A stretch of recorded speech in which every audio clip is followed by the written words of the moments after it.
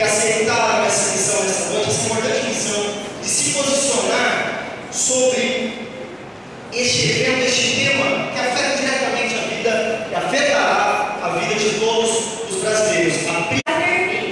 Porém, peço a vocês que imaginem que todos nós sabemos o que acontece dentro dos presídios. Na prática, a teoria é outra. Eis o apelo da defensoria: tornar nossas penitenciárias locais mais dignas, para que não continue ocorrendo o que vem acontecendo dia após dia. Nós, quando... Vou fazer uma retomada. Eu nasci numa cidade pequena, morei num bairro pobre, tive vários amigos e realmente tinha uma condição financeira horrível.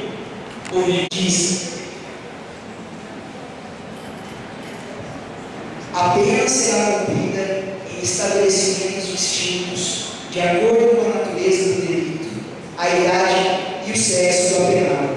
Isso acontece? Isso acontece? Por que não acontece? Porque o Estado, a entidade responsável por gerir os nossos presídios, não faz